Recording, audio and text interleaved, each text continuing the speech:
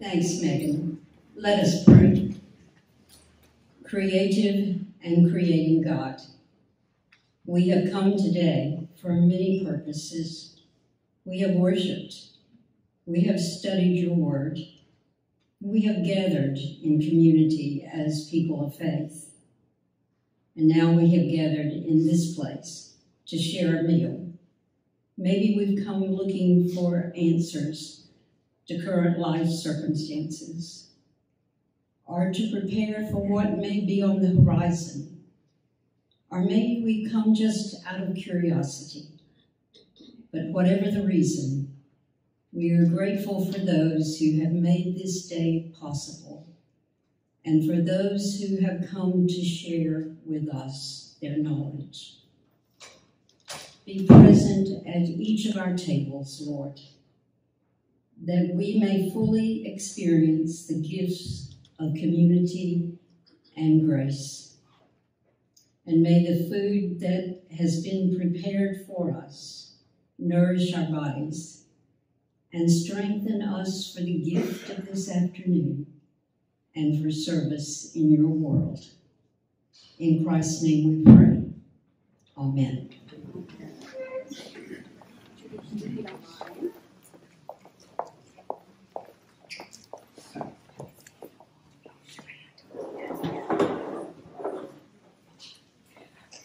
So I am extremely excited to introduce our keynote speaker.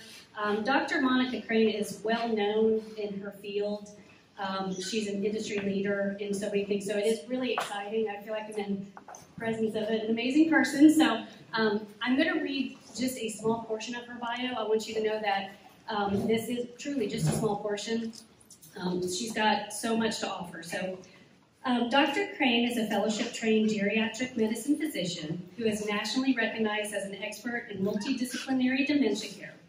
Her sole career focus has been the clinical care, treatment, and support for patients and families affected by Alzheimer's disease and the other neurodegenerative diseases which cause dementia.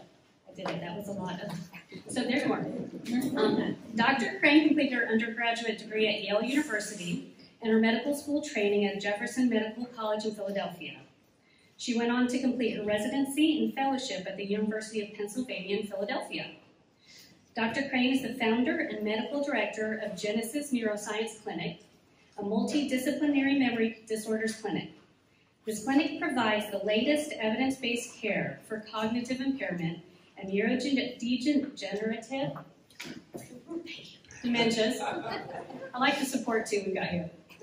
This unique model of care incorporates support from local nonprofits, including Alzheimer's Tennessee, Alzheimer's Association, Knox County Senior Services, the Purple Cities Alliance, and the University of Tennessee, Knoxville. As an important part of the clinic, Dr. Crane has developed and implemented an internship program intended to inspire the next generation of clinicians to pursue a career in geriatric dementia care. Welcome, Dr. Crane. Thank you so much for being here. Thank you. Thank you very much. Can you hear me? Can you all hear me? Okay. I have Aruha, who is going to help us today, and she is one of our leading interns who is very interested in Alzheimer's care. So part of the goal, as you said, of the clinic is to really bring in and lead and mentor the next generation. I need someone to take care of me too. And you might say, well, why is it about not dementia? I think we're trying to shift the landscape. We do quite a number of clinical trials that I'll touch base on a little later. So you may be wondering what this particular slide is about. It's a breast cancer slide. If I believe a cancer cannot be cured, it fuels fear. Most of you remember a time when cancer was the C word. I clearly remember it. We weren't supposed to speak of it. We had a neighbor that had cancer. I'm not even sure what type. I'm not even sure if she knew that she had cancer. And sure enough, nothing was done and she passed. If I believe something is incurable and hopeless, why seek an evaluation? Well, unfortunately, we treat Alzheimer's as the A word. We avoid saying it. We're scared to say it. Families say, please don't say that to someone. I'm afraid it will actually kill the patient to know the diagnosis. It is no different than cancer. Now, nowadays, we are in such a blessed period of time where we have many treatments. This is a slide of the trajectory of life expectancy and fatality of breast cancer. It was not until 1976 when the American Cancer Society recommended universal screening. And guess what? A lot of naysayers said, why bother? Women are just going to die of breast cancer anyway. And sure enough, women kept dying at about the same rate. It took about a decade of detection of silent disease. That is cancer without symptoms. Instead of feeling a large mass, women were diagnosed on mammogram. It took a huge amount of research of these patients that had silent disease before the first treatments were developed. So it's going to take a critical mass of patients with Alzheimer's without symptoms. That is someone like myself without a single symptom, yet there's disease underlying, so that we can cure it, right? That will happen just like it's happened with the cancers. We also have to change the way we talk about Alzheimer's. Sometimes it's like those patients, those people, and those dementia patients. It is actually about the we. It's about all of us. It is not an us versus them. We're actually talking about ourselves. Just like we talk about cancer treatment, we don't say, we talk about, yeah, I have my mammogram, cancer screening. We talk about it from a self perspective, from a community perspective. So treating Alzheimer's like a disease that we can talk about over dinner, that's what it should be. It should be a we discussion. So we're hoping to start changing the stigma behind the us versus them, right? So in terms of the timeline, right now we're pretty good at diagnosing the overt dementia syndrome. So somebody who is clearly impaired. We're getting much better at diagnosing mild cognitive impairment. That's a period when you're still able to work, still able to do, but you're starting to have deficits that are very noticeable to maybe a family member, a close friend, a colleague, but you're still very independent. Where are we doing not a good job at all? We aren't diagnosing preclinical disease. So again, you can imagine if you waited until a cancer was metastatic, that's on the similar to the dementia timeline. Do you think it would be curable? Probably not. Even today, with all of the technology, usually metastatic cancers are really tough to treat. So where are we going to do the best job? We need to get to the point where it's all preclinical. We also have to change how we call things.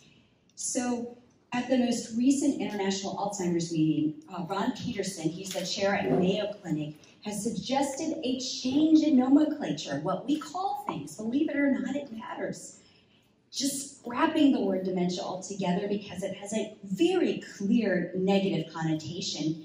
And imagine if we never said the word dementia ever again and called it major neurocognitive disorder. I think a lot of us would feel a lot better about saying, I have a neurocognitive disorder. So along that line, we still use the word dementia, unfortunately, and some people also ask, well, is it Alzheimer's or dementia? Guess what? The word dementia is actually meaningless. It's like saying you have generalized cancer. Well, if your doctor said you just have cancer, you'd say, okay, well, what kind? Nope, just cancer. You can't do that. So you can't have just dementia. There's no such thing. There's an underlying pathology, just like the cancers. There are different proteins that clump up that create different neurologic illnesses. So they're actual diseases with pathology, with specific pathology. But again, we need to change that umbrella. I think it would be a lot less confusing. I don't think anyone would ask, is it Alzheimer's or adult cognitive disease / neurocognitive disorder? So again, if we change the nomenclature, we change the category, I think a lot of folks will feel a whole lot different, and the understanding of the underlying, why would we bother saying someone has Alzheimer's? Well, we're referring to plaque and tangles. We're not referring to somebody who is unable to do. So how do we screen for those that have memory impairment? Well, first, everything starts with history. It's important to listen to people. Usually, a loved one has all of the answers. They know something is wrong, and it's important to believe that person. Also, a neurologic exam can reveal findings.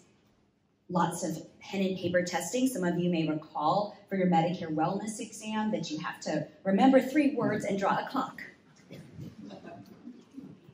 That's a little tiny snippet. It's better than nothing at all, but the whole point of that is that that pen and paper can detect significant findings. Not the subtleties, but those simple tests sometimes can detect significant symptoms. And then lastly, biomarkers. But the key here is we have to get better at demanding a lot more than just a history. We need to get to the point where you don't have a diagnosis unless you have a biomarker. I remember the smell of. Does anyone here have a particular smell that evokes a powerful memory? Yes, ma'am. What is your memory? My memory. My grandmother was a postmaster at a post office in Danbridge, Tennessee. And when we moved to Norris and I walked into the post office, I said, this smells just like Mother Pearl's post office. And months later, I went in, it didn't smell like that anymore. They had changed all of the brass boxes and put in plastic boxes. So that smell was gone. But immediately I thought this, and she'd been dead for many years, but immediately it smelled like her post office.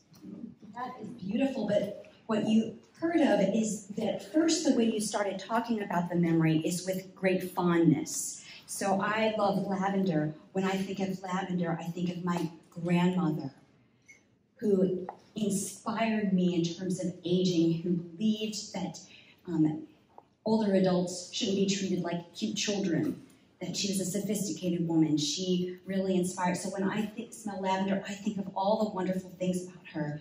But the first thing that comes is the emotion. When I smell lavender, I have a wonderful, warm feeling. That's my first. And then I have the memory of her. So what happens is the olfactory neurons are hardwired first so when we smell something, it goes straight to the olfactory neuron and then to the amygdala, the emotional memory center. So we get the emotion first, whether good or bad, and then comes the memory. That's why when we are driving down the road, it's like, ugh. What's that first reaction, that negative, ugh? And then it's, oh, it's a skunk, right? So the areas that are affected, particularly in Alzheimer's disease, remember it's not a dementia, it's a disease, are the areas called the temporal lobe. And that's the same region where the hippocampus, the memory center, and the amygdala lie. So short-term memory is affected. Sometimes emotional memory, but generally not. The parietal lobe is also affected. That's important for visual spatial memory. Most of us misplace stuff all of the time, but usually we can retrace our steps somewhat, right? We can say, okay, I know my car keys are here because I'm here at home. So you can kind of retrace your steps, but imagine if you damage this region of the brain and it's like things go poof. Things vanish. There's no recollection of where it was last seen. And so individuals that have damage in these regions can experience a sensation that something was stolen, because it's like, imagine it for the ladies that are here with handbags, suddenly your purse was gone. It feels like something was lifted because there's no recollection of where it was last seen. So I think it's important to acknowledge the weight of today. I think today is a solemn day, but also a day of solidarity for our country. And while this is not a smell, it's a photo, it evokes a memory. Most of us actually remember where we were on 9/11. I was a medical resident, I was at UPenn. I remember seeing a television. I remember the sense that we were gonna just stay and work. We thought that our country was under attack. We thought we were at war. We didn't know. And so all of us volunteered. We said, we'll work at the hospital, we'll keep doing shifts. We just didn't know what was gonna happen. In those moments, I remember those feelings of feeling very proud to be an American, the feeling of wanting to help our country. In terms of the accuracy of the memories, I have other little details, but believe it or not, even individuals that were eyewitnesses to 9/11, they did a study where every year they asked them to recall that memory, and every year it changed. But guess what? Our brain doesn't know that it doesn't know. So we are convinced that our representation of the memory is absolutely rock hard solid. And I'm not sure why we're so obsessed with this. There's this idea that if you don't know your autobiographical memory perfectly, then your memory's failing you. When actually, the important part of remembering 9/11 has nothing to do with where I was. Those details don't matter. It doesn't matter to you, nor does it matter to anyone else. What I was doing at that time doesn't matter. The important thing that we are to remember is the feeling that we had and learning and growing from those experiences. Autobiographical memory is faulty for a reason. Our brain's constantly turning over memories. Most of you remember what you just ate. Now imagine if I asked you, tell me what you've eaten for the last 10 years. We constantly get rid of that. In fact, imagine how filled your brain would be filled with literal junk if we held on to all of those random thoughts and random memories. So remember, we're constantly reimagining experiences. So that's why many times we have a picture story in our brain of an experience. And even if it's fiction, the fiction that's important is what we learn from it, not the details. So I think sometimes in Alzheimer's disease, we put so much weight into short-term memory, we forget that part of being human is experiencing and learning the emotions. And guess what? In Alzheimer's disease, emotional memory is almost unchanged. So feelings are unchanged, and honestly, that's the most important part about being a human, is having the feeling. So again, is Alzheimer's scary? Yes, for some, but actually, it's affecting one region of the brain. And how can we see shrinkage or damage of those regions? We can see it on MRI of the brain, which is a type of scanning of the brain. This is a sideways or profile view, or what we call a sagittal view of a one that's a normal brain, the one that has the little colored areas. And the areas that I have circled are the where the yellow lobe is the temporal lobe, the sort of the short-term memory center, and also important for hearing and understanding what you hear and word finding. So again, you can see that there's kind of a big space on the right side. Do you see that there's a really big space, like a hole? That's the atrophy or shrinkage that we see on imaging. Also, there's atrophy and shrinkage of the parietal lobe, again, the visual memory. So, and while this is very medical looking, I want you to bear with me, and I think it's important that you can kind of understand this. So, the slide here has an arrow, and that's where we find those changes, the shrinkage in the brain. And so by the time I see someone's MRI, do you see where we are on the timeline? If this is screening silently, and this is disease, dementia, whatever you want to call it, of someone being impaired, by the time your brain is shriveled, it's pretty far gone. We're really deep into the disease. We're in a metastatic type of situation. It's really advanced. So yes, I love imaging, but an MRI, by the time we see changes or atrophy, it's pretty advanced. There are other ways of detecting disease that is a little earlier. Again, an MRI is wonderful, or a CAT scan even, but again, it's a little late. This is depicting a PET scan, positron emission tomography. It's used commonly in cancer. So if someone has a cancer, sometimes individuals will have a PET scan, a PET scan, and a cancer will light up. And why is that? It's because cancers use a lot of glucose or sugar. But guess what? Our brain is the sugar sink. So a healthy brain, unlike a cancer, a healthy brain is glowing and it completely lights up. So what I'm looking for are areas that are not lighting up. So in Alzheimer's disease, we see these voids of brain activity or brain function, and that is very unhealthy. So I see a pattern that suggests Alzheimer's or even mild impairment. So I can see changes a little earlier on PET scan, a little earlier than the MRI or CAT scan. So areas that are damaged, and again, it doesn't matter how old you are, your whole brain should work regardless of age, and regardless if it's shriveled, it should still work, whatever's there. So anything that's abnormal, we can see. So I see patterns. So again, the arrow depicting the PET scan, you can see subtle changes in the PET scan a little bit before the overt, quote-unquote, dementia syndrome. So we're getting a little better with a PET scan. So the glucose PET scan is a little better. But you're saying, wow, that's awfully close to an overt problem. That's not so far. I don't know if I like that kind of screening. We're already almost really impaired. So again, still better than just plain MRI or CAT scan, but not quite good enough for prevention.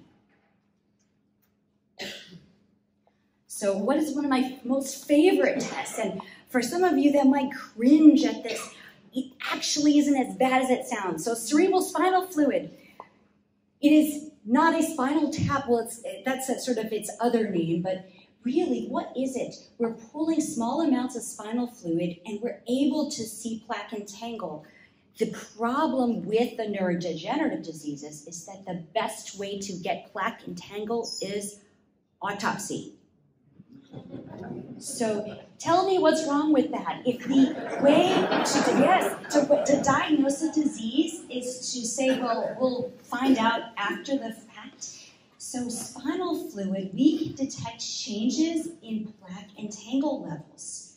So, oh, and by the way, we do it under fluoroscopy. So the way I trained, we no longer do it that way. They use imaging techniques. So it is not painful. So I just wanted to reiterate, our patients that have undergone the lumbar puncture are pleasantly surprised that it's not their old experience. So in this particular slide, it's depicting where we can detect changes. And if you see the yellow arrow, that is the drop in amyloid or Alzheimer's plaque that we see in spinal fluid. So normally the amyloid protein is free-flowing. It's flowing from the brain down to the spinal fluid. It's kind of going all over. But guess what? When it gets clumped up in the brain, it's no longer flowing. It's all clumped up. So the levels of amyloid drop. The protein tau, or the tangles, that's a little tiny protein, so it can still float around in the spinal fluid. It starts clumping up in an abnormal way, so those levels rise. So we see these changes, and we can see changes in amyloid levels in the spinal fluid, sometimes up to 10 years prior to a dementia syndrome. So now we're getting somewhere. Okay, this is a lot better. We can see clear changes, and actually I really like it because we have proof that there is plaque and tangle. Because remember, we're not treating dementia, we're treating a disease of plaque and tangle. Just like a cancer, we're not treating someone who's dying, we're treating someone who's living that has cells that are growing abnormally. So this is a picture from an autopsy of the amyloid plaque. The big clump is that big amyloid protein, and then the little sort of thing that looks like a comma, upside down comma, is the tau or tangle. So we see those things on autopsy. But again, what are the other modalities? Not everyone can have spinal fluid analysis. I recently had a patient that had so much back surgery, so there was no way to actually get a needle into her spine. And another way, and there's a current study that we're part of, is the IDEA study. Medicare is trying to decide if they want to cover this. It's an expensive test. Unlike the other PET scan that I showed you earlier, on this scan, you do not want anything to light up. This is an amyloid scan, the Alzheimer's plaque. So indeed, there's a special tracer that binds to the plaque, and we can see if someone's brain is full of Alzheimer's plaque. So this person is alive and well, and many of these patients have no symptoms. So again, we can accurately see if someone's brain is full of plaque. So the red here, unlike the red in the other slide, the red here is no good because that's amyloid. So it's like a virtual biopsy, except you cannot biopsy someone's brain. Remember, we need all of our brain. We cannot take pieces of it. And so someone actually asked, can we even take a small sample? No, the brain is covered in a membrane. It does not want to be touched. We need every last neuron. So the amyloid scan, again, you can see that little arrow shows where we're detecting. Again, really good at detecting silent amyloid years prior. So why aren't we doing that scan universally? And why isn't Medicare covering it? It's between about $6,000 and $8,000. Currently, you can have one, you just have to pay out of pocket. Most people would say that's a prohibitive price. So it is a tool, but we have to get better. The next frontier are Alzheimer's blood tests, or perhaps even swabs in your mouth. There are several FDA-approved blood tests. Why am I not yet using those blood tests in my office? The problem is the accuracy of the blood test is pretty limited. If I told you you had a blood test that was positive for Alzheimer's, it doesn't matter if it was false. It's pretty frightening. It would be like telling someone that they have HIV. Oops, I'm not really sure. You have to be very careful about tests, or what if the test doesn't pick up someone that does have Alzheimer's? So again, it has what we call a false positive and false negative, meaning sometimes it doesn't pick it up when it should, and sometimes it misdiagnoses. So again, we hope to have better blood tests, but as it stands right now, I'm not currently offering them. They're also not covered by Medicare, so I would rather patients have a spinal fluid analysis that's covered, that's accurate, than have an inaccurate test that can cost up to $1,000. So I mentioned the prices of these things because this is a real problem. A lot of folks say, I want those tests, but we have to think about what it costs us and it costs our society. So what can we do? I think most of you thought you were going to hear a whole lot about prevention, but I really wanted you to hear a lot about the science of diagnosis and understand that we need some of those other tests, just like a cancer can't be diagnosed by a doctor looking at you. Okay, you need these other tests for accuracy. We have to get to the point where we demand accuracy in the diagnoses. But we know that there are things that you can do to slow Alzheimer's. Yes, you can slow Alzheimer's, just like you can slow cancer. Stop smoking, right? We learned this, that yes, smoking cessation helps slow Alzheimer's and cancer. So also exercising. There's no age limit on exercise. And some folks say, well, I have orthopedic issues. I don't care if you're using a walker. You still have to move. There's no excuse. Obesity and diabetes. I think I would like to really focus on diabetes. One of the clinical trials that we're doing right now is with a diabetic drug. We think that Alzheimer's is diabetes type 3. We think a lot of the neurodegenerative dementias are diabetes of the brain. So there is some strong link between sugar, the sugar we're consuming, and the brain. So it's not to say that all sugar is evil, but I know that if you think back of how you ate when you grow up, I keep going back to the past, but I see a lot of folks that understand this. I remember we did not have dessert every night. We did not have dessert at every meal. You can start with a coffee cake, have some cookies at lunch, and some ice cream at dinner. But when I was growing up, there was the occasional dessert, which was a luxury. So that was a special treat. So honestly, the human brain was not intended to consume this amount of sugar. What about smoking? Again, smoking cessation we think is super important, helps prevent Alzheimer's disease. Consuming alcohol in excess appears to not help the brain but hurt the brain. Heart disease, hypertension, depression. Treating depression is really important. It's not just pills. Having a sense of community is important. Sleep apnea, that's one of my most favorite targets. So a lot of folks say, why in the world are you sending me to get a sleep study? It's not because I want you to use CPAP. It's because our brain repairs itself in deep sleep. And guess what? If you have sleep apnea, you're not getting any deep sleep. A lot of times I'll get a study back and someone will say that they had, I'll see on the report, 0 seconds of stage 3 deep sleep. Oof, that's not good.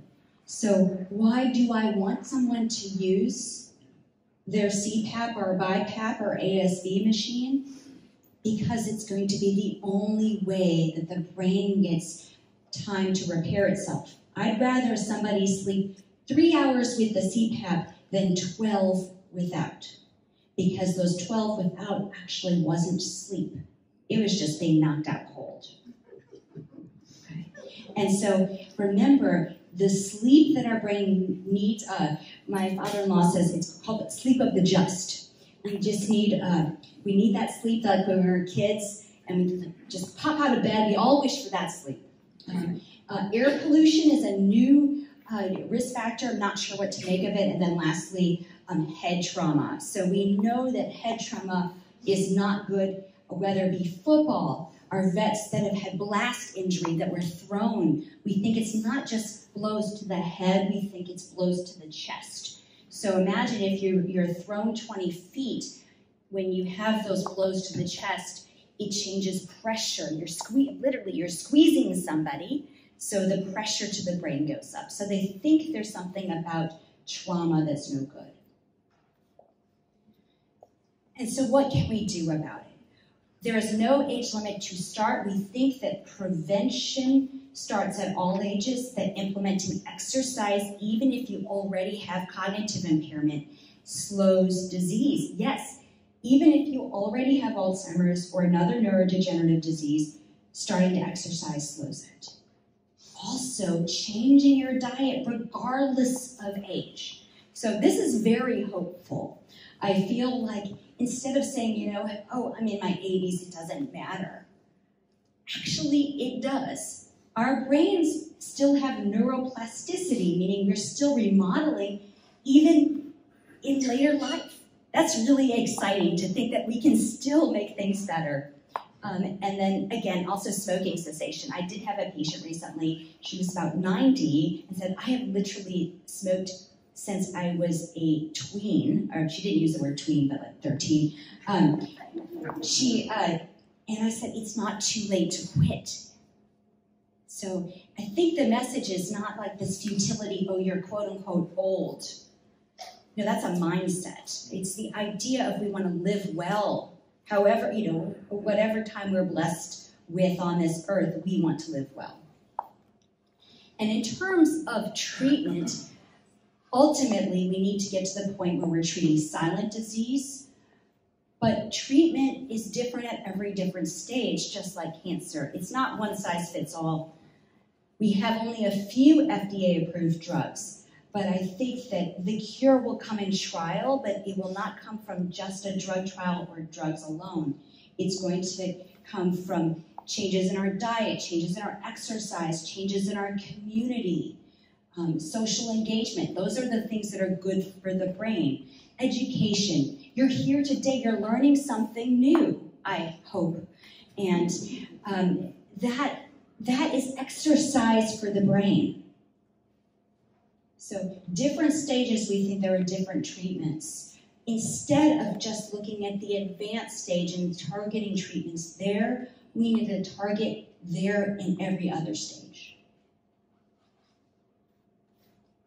If you go to our website, you can actually see what trials we have. Of course, there are many trials, I'm sure, in other places, but I wanted to let you know that we are doing drug trials. So under our clinical trials tab, we're doing a plethora of trials, and part of when I started the clinic, it is a nonprofit clinic. Our goal was to make sure we offered this community any trial opportunity. And why is that? I do believe that the first cure will come in trial. Just like the first cancer patients were cured in a trial. And I'm not saying it's for everyone, but I want to be able to offer it. I don't want to be the gatekeeper. We're going to actually even do the most controversial drug that's going to come this fall. It is, you might have heard about the Alzheimer's drug that was approved by the FDA, but then Medicare denied it. I don't know if any of you have heard, anyone heard of aducanumab? So there was a drug that was approved. It was very controversial. And the controversy was, it's a so-so drug. And there are risks. But I had one early onset patient family tell me, like, it is not for other people to decide, my wife's gonna die. I want an option. I want you to give me that option. Let us decide if the risks are worthwhile. She's in her early 50s. She cannot wait for an FDA-approved drug. So unfortunately, their coverage is limited. We are going to do that trial. Do I think it's a home run drug? Do I think that the early breast cancer treatments were home runs? No, they killed people, but somehow in cancer, we're okay if somebody dies because of a drug. Alzheimer's is no different. It's going to take really big drugs to stop diseases. Now, certain patients aren't going to be eligible, even if it is approved. If I were very frail and in late life, I might not want a powerful drug. So again, remember, it's not one size fits all. Just because it's available doesn't mean it's going to be the right choice for you. But I really have hope that we will have developments. I really believe, I think based off of this, I really believe that we will have cures. I think it's that change in mindset, just like we changed our mindset about cancer. And the other problem we have is who is going to take care of us? So if you look at the millions, this is a slide from RAND organization, a think tank, we have so many million patients that have cognitive impairment. And what will we do? And I think the idea of that, us versus them, that whole sort of, it's those patients, those people, instead of it's about us. We keep putting our head in the sand about treatments and the crisis because this is everywhere. We cannot, as physicians or clinicians or as a community, pretend like it's going somewhere or disappearing just because we don't want to see it. So part of the other mission of our organization is to mentor. And what I also want to charge you with is for those that are grandparents, it is a chance, or those that have grandparents or have kids that have grandparents, exposure to older adults is so powerful. With aging, we have wisdom. And you don't know if you're going to inspire the next doctor because they see their grandmother or grandpa. So I really want to empower families to try to reach out to those multiple generations. Hence, we have lots of young people like Aruha that's in my clinic, so that, and you'll see a lot of young faces in the clinic. I do that purposefully. I want us to mix generations, have the young with the old. There's value in the stories. Mr. Beams, it's so great to see you. There's value in your stories. There's value in that. And I feel like really embracing and honoring. I love this field because it's filled with wisdom and history. All of our patients have had rich lives. And I also tell my students too, do you know what? They've actually done something right to live to this age. They've actually taken pretty good care of themselves to live to this age. There is something to be learned. So I just want to let you know that as a community, I want you to really think about inspiring the young people. And I really want to thank you for your attention today. Thank you.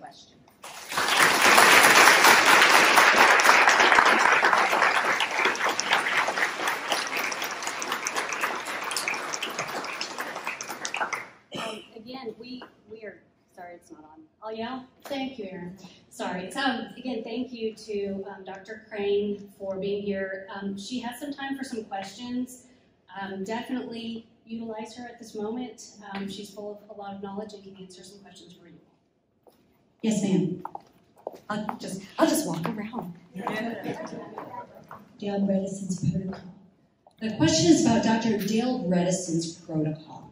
So I have mixed feelings. Dr. Bredesen has a book about prevention, and it is incredibly detailed about all of the things that you are supposed to do. But it's obtainable to very few. You're supposed to meditate, sleep 8 hours. You're supposed to eat only organic, nothing artificial. You're supposed to eat local. You're supposed to exercise a ton. You're supposed to take all of these supplements. And I'll be honest, I don't know of anyone who can afford to live like that. It's very expensive to buy only organic and to only eat local. That's really tough to do. Do I think that it is an ideal? Yes. But I also like some of the other books that are much more feasible. I think Dr. Bredesen's like, you have to do the whole program. He really insists on doing the whole program. And again, it's not that it's bad, but we also have to remember sometimes just small changes are great too. So thank you for that question. I hope that answers that. Can you make some suggestions for other books that might be suggested? The book that I like the best is called The Alzheimer's Prevention Treatment Diet, APT diet, is by Dr. Richard Isaacson. He was at Cornell, now he's at Florida University, and I like him because it is it's widely available. There is, it's a lot more feasible than the Bredesen diet. It's not as challenging or as rigorous. And so sometimes having, again, another option. I'm supportive of people doing any kind of improvement to life, whether it be Dr. Bredesen's book, this other book. I think any incremental change you can make, if you're able to do the most ideal, great. But if you can even make an incremental change, like say, okay, I'm going to just walk an extra 15 minutes today, that's an incremental change. I'm going to stop eating little Debbie cakes. I'm sorry to those that love. But again, if you can make one change, that is a step in the right direction.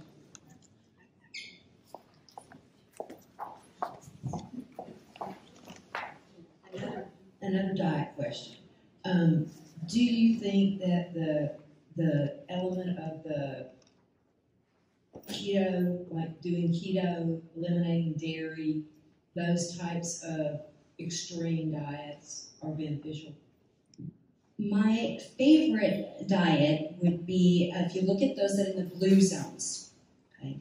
So the Okinawans do not count calories. There are no labels anywhere. They eat a ton of carbohydrates, lots of rice, lots of fruit, vegetables, fish, lots of plant-based products. And there is no there have been studies of like how individuals eat. It is really natural from the earth.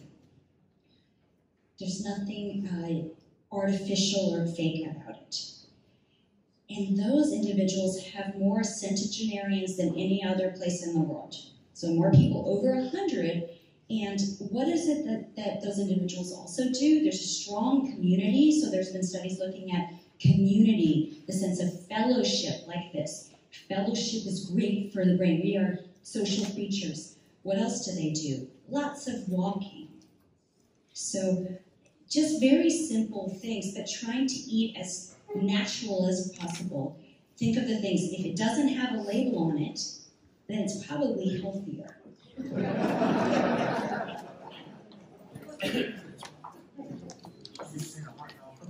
All right, I'll walk around for Dr. Crane. Poor thing, we make her come and talk and then walk around. But you said walking's good. I'm getting my steps in. My question's two-part. So once a brain is showing loss of gray matter, white spots, or a PET scan showing frontal lobe, parietal lobe, shrinkage, is it pretty advanced already by that point? So is the brain advanced or is that person advanced? Well, I didn't go into one other issue. Every brain is different. You can get almost any other body part, but you cannot replace your own brain and the lifetime that's here. And so education matters. Things like emotions matter. All of that is here. I mean, there's the spirit too, but there's a lot that's more nuanced. So individuals that have a lot of education, it's very protective to the brain. Individuals that have very low literacy, unfortunately, those pathways, those redundancies aren't there. So think about it like this. Our brains are full of redundancies, just lots of overlapping highways and side roads. So even if you get rid of the highways, there are still other paths. So it's the idea of like, some people have lots of atrophy and still do well. You've probably heard of the nun study where Catholic nuns donated their brains, and some of them had plaque and tangles, but had used their brains so wisely, were very healthy, were educated, and those individuals had very little symptoms. So there's a lot of hope that prevention also is important. Well, the second part was the genetic. How genetic? In terms of genetics, there are some genes where you are genetically destined regardless. I promise you that none of you in this room have it. I have one patient who is 38 and dying. Okay, he has autosomal dominant gene. Chances are one of his daughters, his oldest is 18, will die. Half his family's been wiped out, meaning if you get the gene, you are destined. There's nothing to do. None of you have that. There are other genes that make you susceptible to disease. So you've heard of ApoE. ApoE4 makes you susceptible, but guess what? Some people say, I have the Alzheimer's gene. No, you don't. You have a gene that is the bullet, but you can pull the trigger depending on how you live your lifestyle. So if you have ApoE4 and you have head trauma, low exercise, high alcohol, high junk food diet, you are likely going to pull the trigger on those genes and make those bad genes turn on. So I think that there's a lot of hope that it's not just you're genetically doomed, that actually there are other factors that you can prevent. And now we can't prevent everything. Why? Some people have diseases for which they have done everything right, but that's any disease. We can only do what we can. So I just want to empower you, like it's even with bad genes, some people turn out really well. All right, we probably have time for one or two more questions. I like that. That's the takeaway from the day. Even with bad genes, some people turn out well. I like it. That applies to me, probably. Is any research being done on untangling the plaque? So there's quite a bit of research on, they've done some research on trying to break up the plaque, but the plaque is like the extreme sticky lime deposits in your pipes. It is very, very hard. It's big. They've now developed the drugs that pull plaque out of the brain, but again, they imagine pulling this big chunks of protein out of the brain. It can cause a little havoc too. So they're trying to also target tau protein. It's just harder to target. Again, it's hard because you don't want to have to inject anything into the brain. So all of these, the treatments really, like the one that was FDA approved, is an infusion, IV infusion, and it causes your signal to have it come out of the brain. It just signals, hey, plaque, come out of the brain. It's an antibody medication. So yes, I think they're really targeting both plaque and tangle right now. But it's tough because you don't want to cause damage along the way. All right, one more question. I see it over here. I'm getting my steps in too, Dr. Crane. In heels also. Dr. Crane, how detrimental are the artificial sweeteners to your brain, like in Diet Coke, which is my obsession?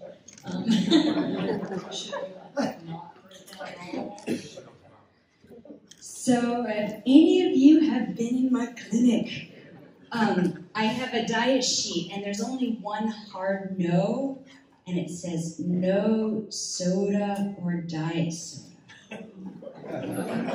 So I want you to think back. Where did soda originate? It used to be carbonated water and sugar syrup. I remember the soda fountains. That's all it was. And guess what? You drank it really fast because it would go flat, right? You remember? You couldn't leave it there for hours. Why is it that Diet Coke or Diet Pepsi or Diet whatever fizzes? You can put it in the fridge, take it out a couple hours later, it's still bubbly. There are reasons. So they use things like phosphoric acid, and so the pH of soda is unnaturally low. It's why a lot of people say you can use it for your car or to clean toilets. For real, when I think of soda, I think of the pH of vinegar. So instead of that can, imagine slurping down a can of vinegar. It actually is the same phenomena. A tiny sip is not going to cause problems, but imagine drinking a can of vinegar. Ugh. So yeah, it's just it.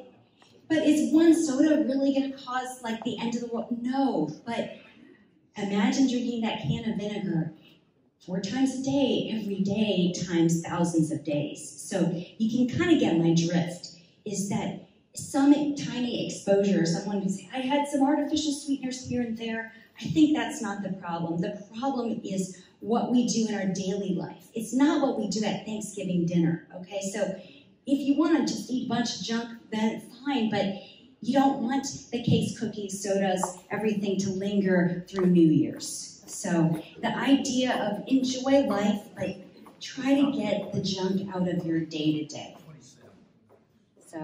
So just try to keep that in mind. I also have, I don't have that slide with me, but I have a picture of a Dorito, and it shows how they do it in food science, and it's just like a picture of like 30, 40 different goos and syrups that they use to make this thing that is supposed to look like a tortilla chip, but it is only, it's a little less than 2% genetically modified corn, so it's actually not a food. So a lot of those, no joke, a lot of, if you look at what the FDA labels the junk food aisle, a lot of those are called edible snacks. They aren't actually allowed to be called food because there's not enough food in them. So again, just to think, is one Dorito going to be the end of the world? No, but really, I'm sorry for the Dorito lovers, but it's again the idea of like make the changes now, okay? And I really appreciate all of your attention and just lots of hope. I want to deliver that message of hope, okay? Thank you.